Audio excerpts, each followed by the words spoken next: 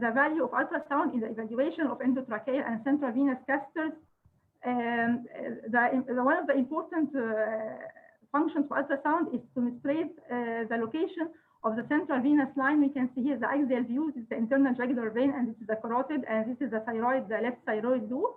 We can see here is the central echogenic two lines representing the central venous catheter, and this is the longitudinal axis view. We can see the longitudinal axis of the intravascular location of the central venous catheter, and surrounding no evidence of thrombosis.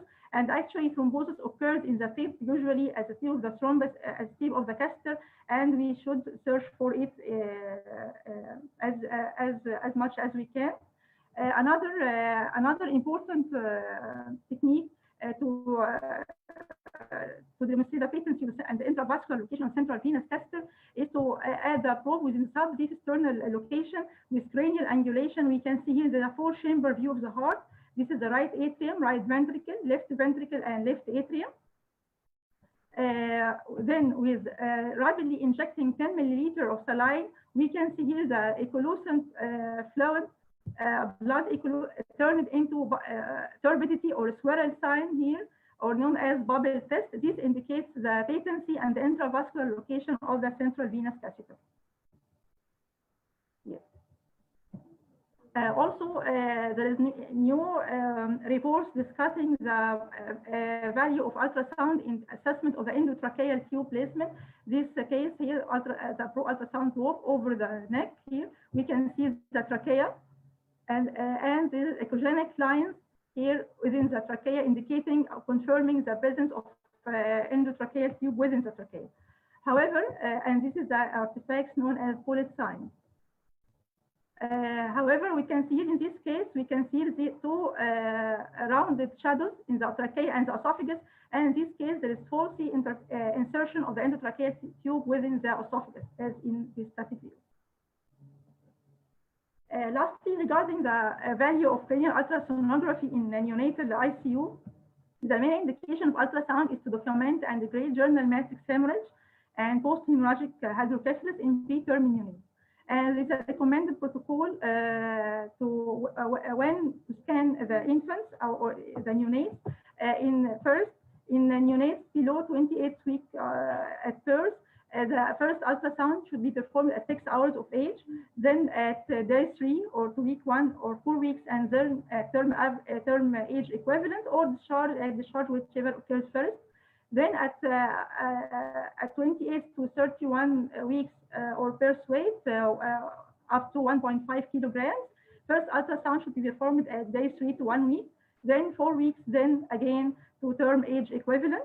In older infants, ultrasound can be performed first at day 5 to 1 week as a screening tool for intracranial and intraventricular hemorrhage. Ultrasound can be performed through the fontanelles. It can be widely opened up to 2 years of age.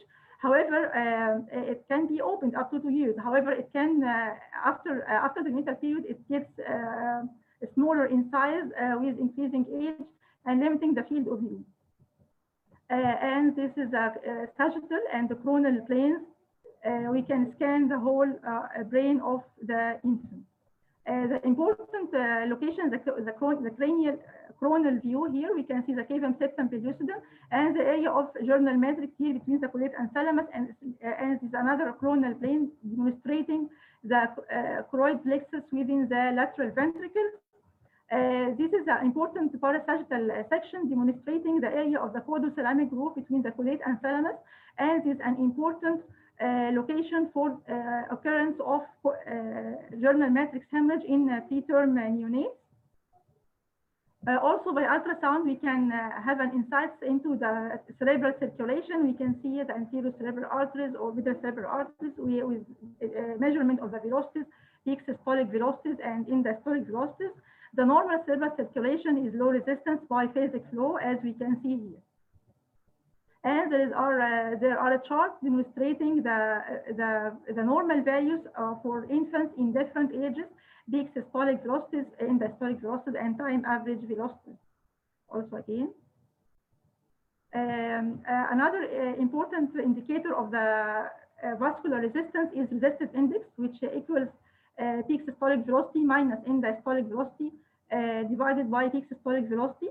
We should note that increasing diastolic flow secondary to changes from fetal to newborn circulation causes the average resistive index to decline with age from 0.7 in preterm infants to 0.77 to 0.73 in term infants to approximately 0.6 in children 1 year old, and eventually reaching 0.4 in children over 2 years of age.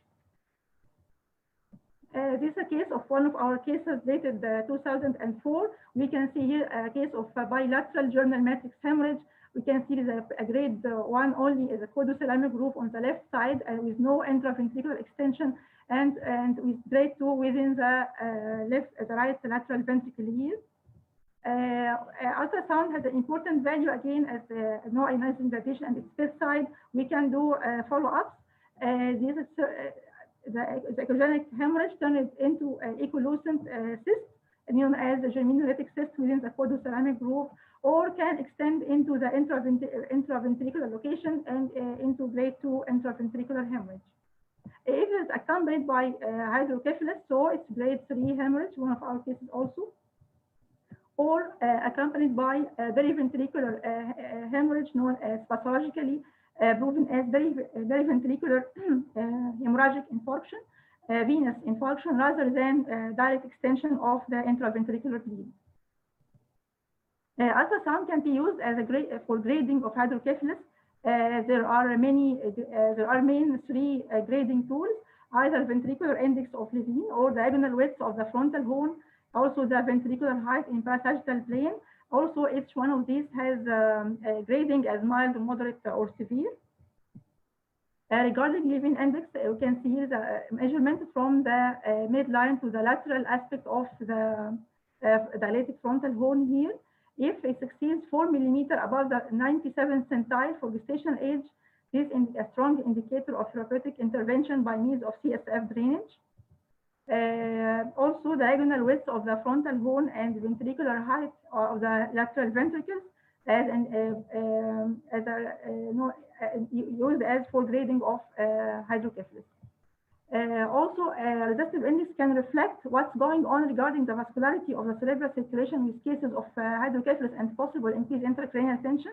We can see here is the reversal of the diastolic flow rather than the biphasic flow, here diastolic flow above the baseline. Here we can see that there is a reversal of the diastolic flow. And the resistive index much elevated, 1.29 in this case. However, we can take this image with caution, as the resistive index as a reversal of the diastolic flow can occur in patients with patent ductus arteriosus. So it should be interpreted in the proper clinical context, and also we should know the baseline of the patient and undergo follow-ups rather than taking only a single situation and comment on it. These are examples of value of Doppler. This is a normal case, good hemodynamic situation, systolic and diastolic velocities here we can see. However, in this case, we can see alternation of the systolic velocities here, fluctuating Doppler pattern indicating aberrations of the cerebral autoregulation. And unfortunately, this infant died after 48 hours. This is another case showing low velocity flow, also reduced vascular resistance followed by, unfortunately, by. As a follow-up, also, this is a case of hemorrhage, intraventricular hemorrhage with ventricular followed by hydrocephalus. The patient underwent shunt, and luckily the ventricular size decreased in size with regaining of the volume of the cerebral parenchyma. Another important value of neonatal ultrasound is to demonstrate periventricular leukomalacia. Starts as echogenic plush, increased echogenicity surrounding the ventricle, reaching almost the echogenicity of the choroid plexus is in this case, which progress with time into cystic spaces. So it starts with hyperechoic global changes, as in this case, then progress into cystic changes, then into regularity and gliosis of the ventricular outline. So what do we need for safe practice of point-of-care ultrasound? Safe point of care ultrasound depends on close collaboration with consultative specialties. There is a need to develop training and accreditation structures for pediatricians using ultrasound, and coordination and cooperation between radiologists and pediatricians is a mainstay for best practice. To summarize, we talked about chest ultrasound, lung sliding as in this situation, A lines, with multiple A lines, multiple B lines, and presence of pleural effusion. And we saw the flow chart of how to diagnose acute chest conditions by using the flu protocol. Also, abdominal ultrasound, we can assess the IVC volume and change to respiration. Also searching for peritoneal fluid or diagnosis of insufficient bile syndrome by abdominal ultrasound as a point of care. Also regarding the head and neck, we can assess the endotracheal tube location or whether it's faulty and situated within the esophagus. We can see here is the presence of confirming the intravascular location and patency of the central venous catheter by presence of the bubble sign here, or by simply by B mode with seeing the equilucent bitumen of the internal jugular vein. Lastly, neonatal cranial ultrasound mainly searching for intraventricular hemorrhage and hydrocephalus. So take home message, point of care ultrasound is a powerful adjunct to clinical assessment. Bedside ultrasound can be performed for critically ill patients for examining the thoracic, peritoneal cavities and the neonatal vein, and also for evaluating central venous catheters and endotracheal tubes. It will become an essential diagnostic component to treat patients appropriately and promptly, or to make a differential diagnosis. More studies are needed to support various indications and critical situations. And thank you all for listening. Thank you very much. Thank you, Dr. Shaima, for your really comprehensive presentation. It's not only for the pediatrician